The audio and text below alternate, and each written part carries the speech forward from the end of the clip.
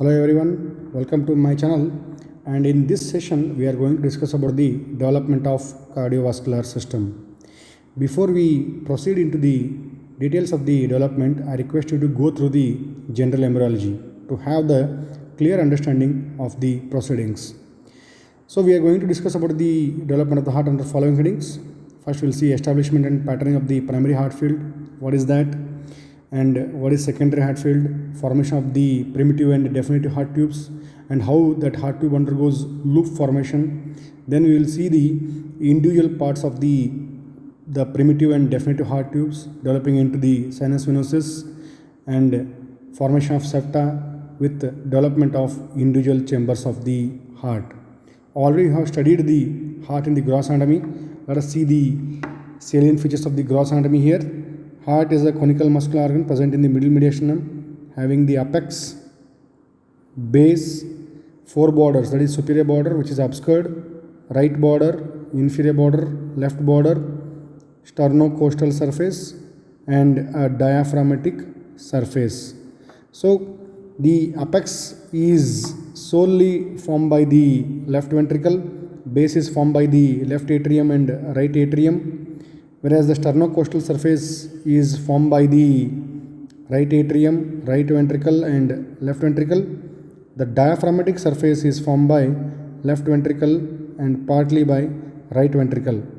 You can see the entire right border is formed by the right atrium. Superior border is obscured by the origin of ascending aorta and pulmonary trunk. The left border is formed by the left auricle and the left ventricle of the heart.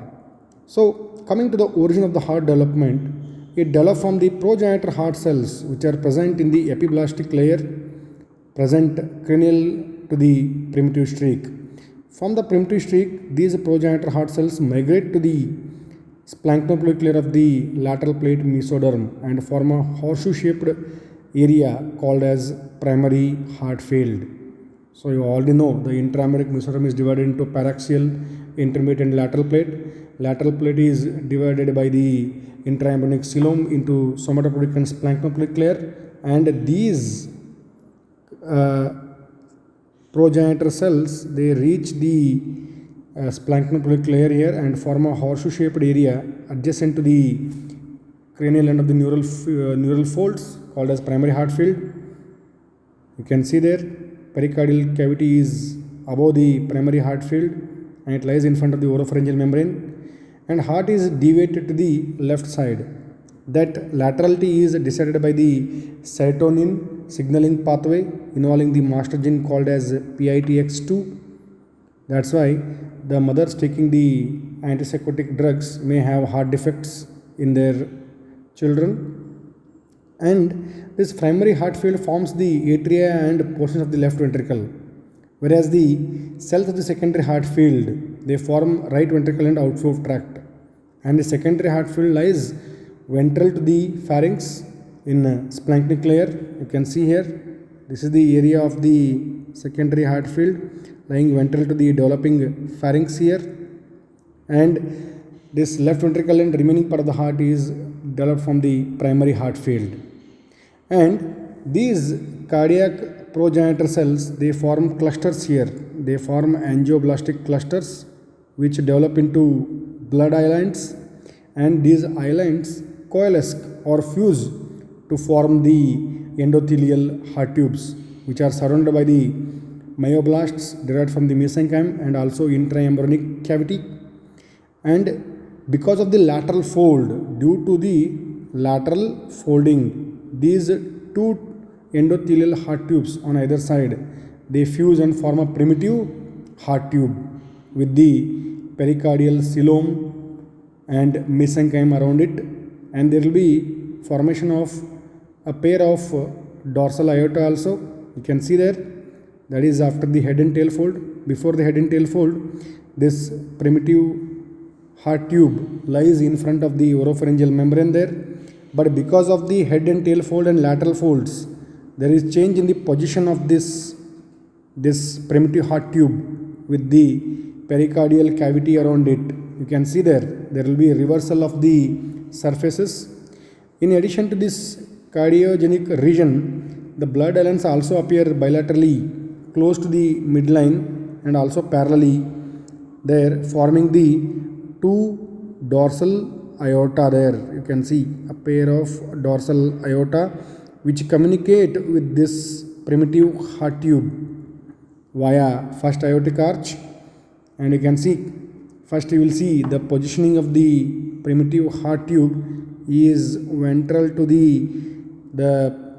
pericardial cavity there, but with the head and tail fold there is change in the position, and there is a secretion of cardiac jelly by the mesenchymal cells forming the myoepicardial mantle, which is involved in the formation of myocardium, and there is also formation of proepicardial organ which is involved in the development of epicardium.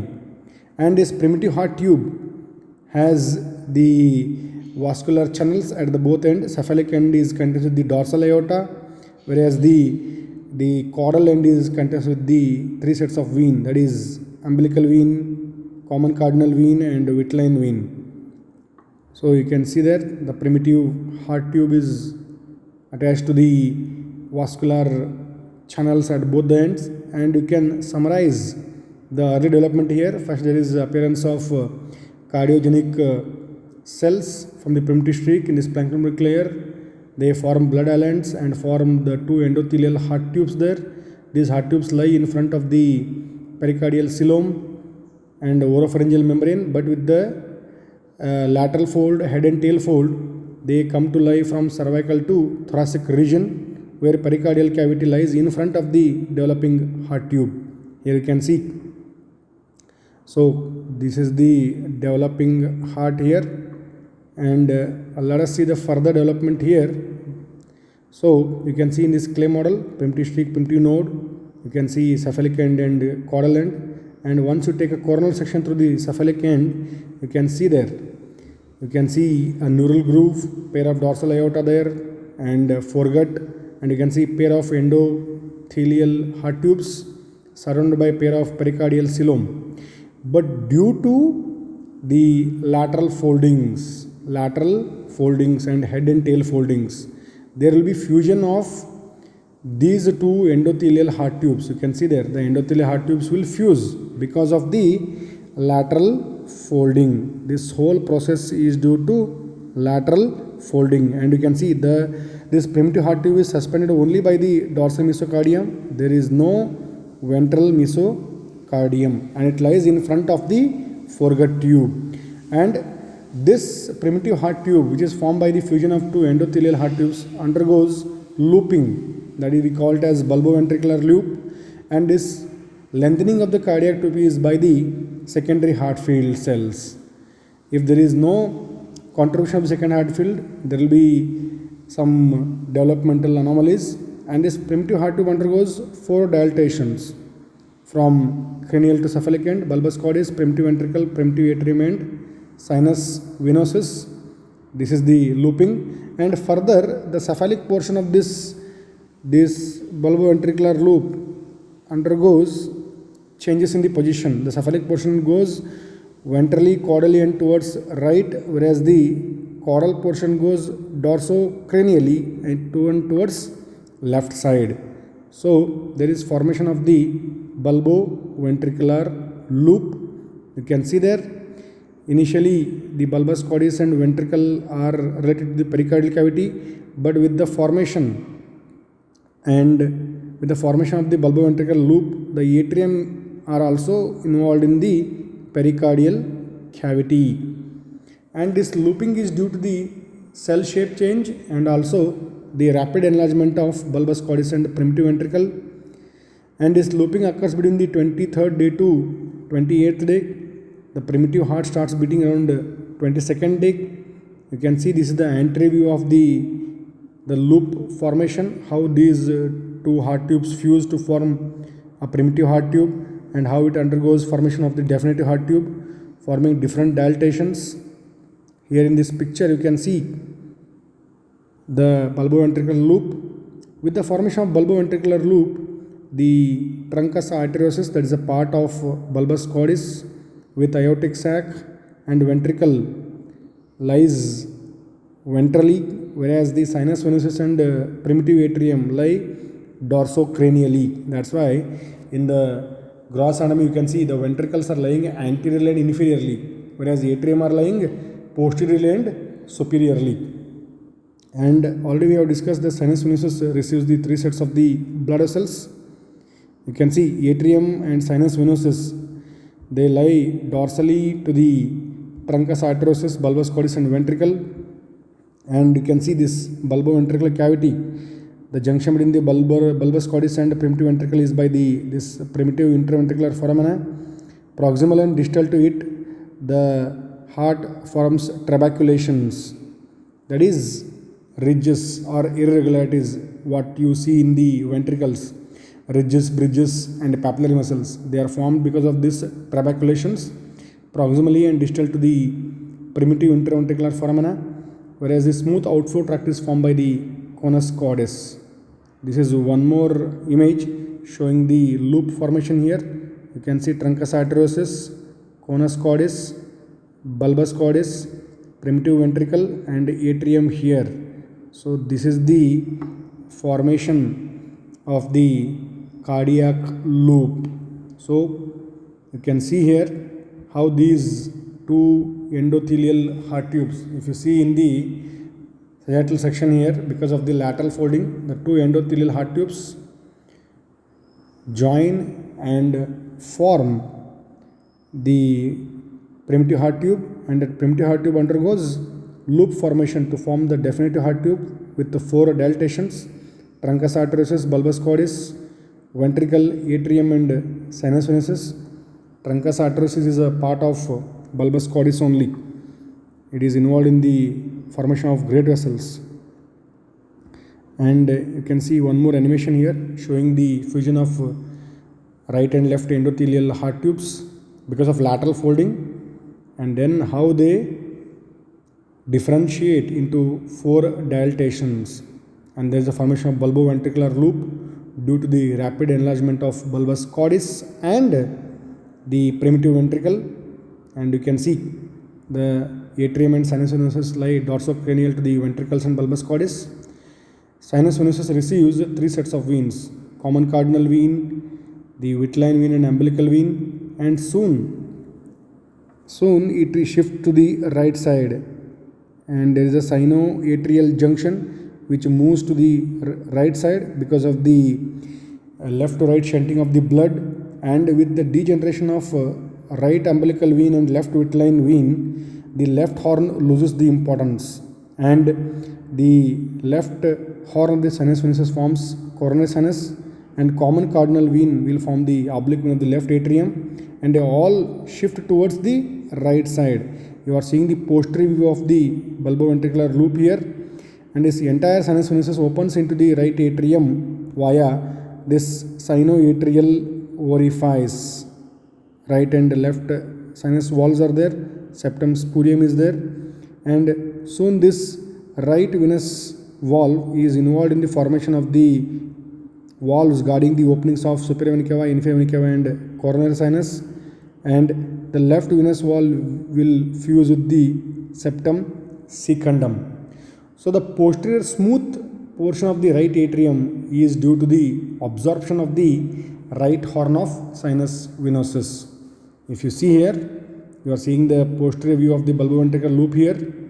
You can see each horn of the sinus venosus receives the three sets of veins, and they have an opening into the primitive atrium via sinoatrial orifice, and you can see soon the sinoatrial orifice shift to the right side because of the left to right shunting of the blood, and you can see due to the degeneration of the right umbilical and left vitelline vein, the left horn loses importance, and even the right horn is absorbed into the formation of the right atrium. You can see there. That's why the posterior smooth part of the right atrium, that is called as sinus venerum, is formed by the sinus venosus. Coming to the formation of cardiac septa here, which happens between the 6th and 7th week. You can see there the primitive atrium, which is transversely oriented and lies posterior superior to the bulbus cordis, it opens into the bulbo-ventricular cavity by the atrioventricular canal, and there is a formation of septum intermedium due to the anterior and posterior endocardial cushions. Some book mention it as ventral and dorsal, superior and inferior. And there is a formation of interatrial septum.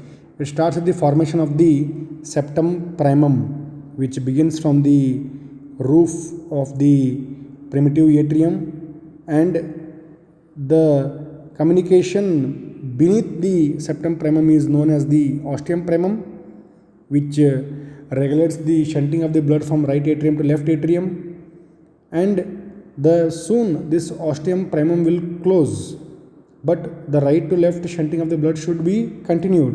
So there is development of ostium secundum and then septum secundum. First you can see there is a sickle shaped septum primum here which is growing, and the foramina primum is there. Soon the foramina primum will be narrowed down or closed. Then there will be development of foramina secundum, but you have to maintain the right to left shunting of the blood. So there is development of one more septum, that is septum secundum. So this atrial septation is there to divide the common primitive atrium into right and left, but we have to maintain the right to left shunting of the blood also. But after the birth, there will not be any shunting, there will be closure of this septum. That's why the fossa ovalis is formed by the septum primum, whereas limbus fossa ovalis is formed by the septum secundum. So this atrial septation starts with the formation of this septum primum, foramina primum. The foramina primum will close, then there will be development of foramina secundum, and to guard this foramina secundum there is development of septum secundum. So this is the chronology of the events in the development of the interatrial septum that we see again here. So septum primum will come from the midline as a sickle shaped fold from the roof of the common atrium or primitive atrium, and gap between the septum intermedium and septum primum is ostium primum. Soon the ostium primum will get closed, but you have to maintain the continuity of the shunting of blood from right to left. So there is development of ostium secundum, and to prevent the regurgitation of the blood from left atrium to right atrium, there is development of septum secundum. So these chronology of events lead to the interatrial septum. So this is a bulbo-ventricular loop, left lateral view. If you take a sagittal section, you can see the truncus arteriosus, bulbus cordis, ventricle and atrium, and atrium and ventricle are separated by the septum intermedium, that is the septum intermedium dividing into right and left atrioventricular canals. The blood flow from atrium to ventricle, bulbus cordis, then conus and truncus arteriosus. If you take an oblique section here through the atrium and ventricle, you can see there, that is septum intermedium formed by the fused endocardial cushions. The septum primum here, septum primum comes as a sickle shaped fold from the roof of the primitive atrium, dividing the atrium into right and left, but maintaining the communication between them via foramina primum. Then what happens?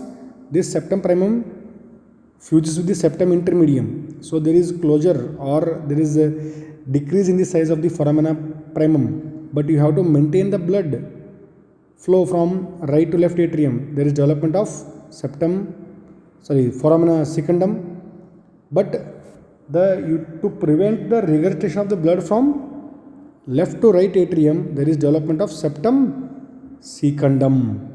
So the septum secundum acts as a rigid wall, preventing the regurgitation of the blood from left to right atrium.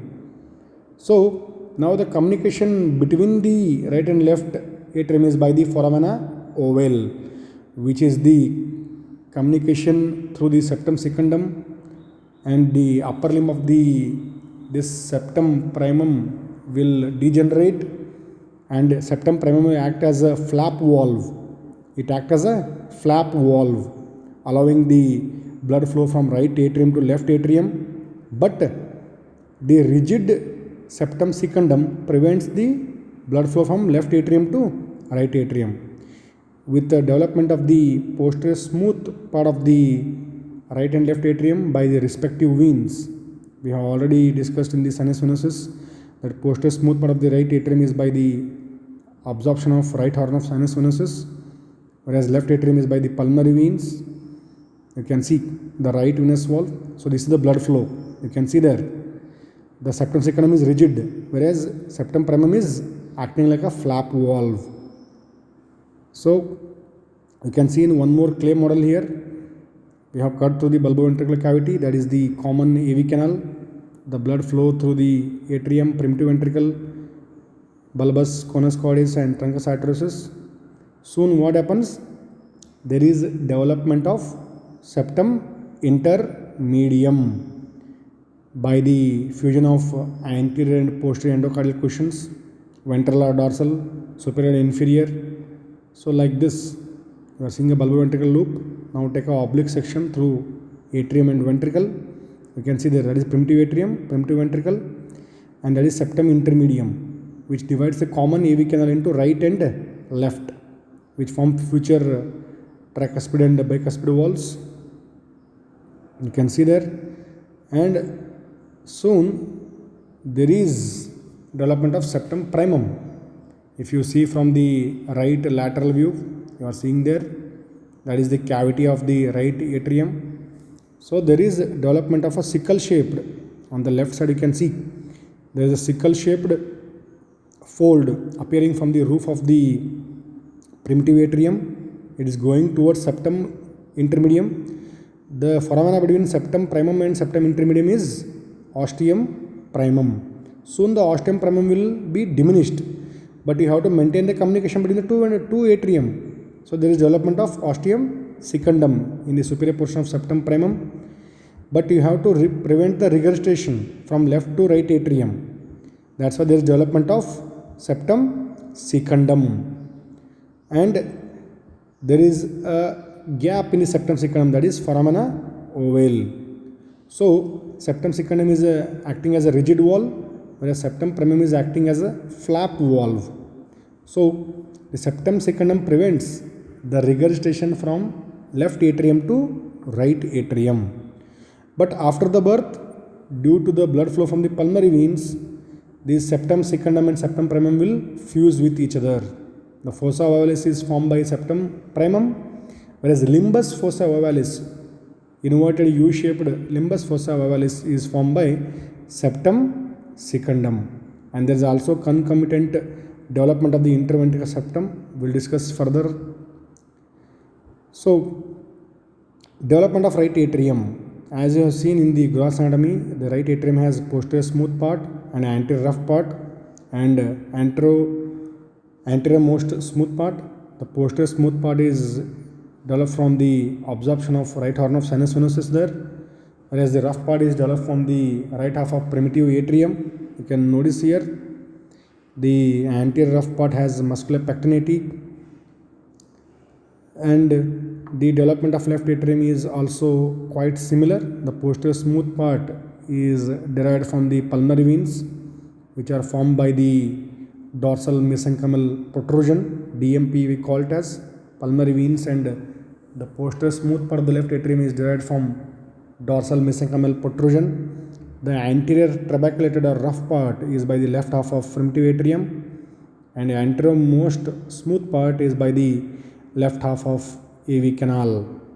So in both atria, the smooth posterior part is formed by the veins, the rough part, which is anterior, formed by the primitive atrium. Coming to the development of interventricular septum. Interventricular septum is by the primitive ventricular septum, which grows from the floor of the bulbo-ventricular cavity, and this growth is mainly because of the hemodynamic forces. That is the muscular portion of the interventricular septum there, dividing the bulbo-ventricular cavity into right and left primitive ventricles. Further, the membranous part is derived from the proximal bulbar septum and also from the contribution of the septum intermedium. So interventricular septum is formed by three sources. You can see there, Along with the development of interatrial septum, there is development of interventricular septum.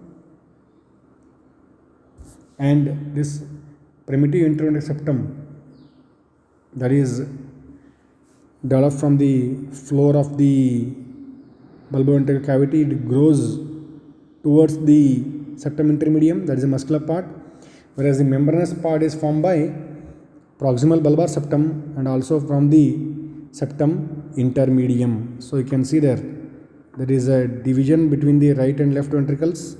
This is the muscular portion, whereas the remaining membranous portion is formed by the bulbar septum and also contributions from the septum intermedium, dividing the bulbo-ventricular cavity into right and left. So without this bulbar septum or spiral septum, the left ventricle doesn't have a outflow. But with the development of spiral septum, dividing the truncus arteriosus into aorta and pulmonary trunk, there is outflow to both right and left ventricle. Coming to the development of right ventricle, as we know, it has inflowing rough part, which is developed from the bulbus cordis and also the right part of the primitive ventricle, whereas the outflowing smooth part is derived from the conus cordis, the anterior part of the conus cordis. So rough part is developed from the primitive ventricle, the smooth part is from the conus cordis. The same development is seen in the left ventricle. The inflowing rough part is by the left part of primitive ventricle, whereas the outflowing smooth part is by the conus cordis, and they are separated by the interventricular septum, which is having the muscular portion and membranous portion. Coming to the developmental anomalies. So defect in the laterality may result in the dextrocardia, that is the right-sided heart, that we have discussed in the earlier part of this discussion, that serotonin is involved in the laterality pathway. And if there is no lateral foldings, defect in the fusion of lateral folds lead to the ectopia cordis, and defects in the development of the septums, septum primum, septum intermedium, result in the patent foramina ovale, and there are different types of atrial septal defects. Ostium secundum, it is due to the defect in the development of the septum secundum, and there is gap between septum secundum and primum, leading to the shunting of the blood. And the ventricular septal defect are one of the commonest symptomatic congenital heart diseases, and it occurs in the membranous part of the interventricular septum. And coming to the tetralogy of Fallot, it has the features of pulmonary stenosis, ventricular septal defect, overriding of the aorta, and right ventricular hypertrophy. This may happen due to the defective migration of cells from the secondary heart field. So you should know the development of the heart to understand the congenital anomalies. So it will give idea to treat them. Hope you had a clear understanding. Thank you.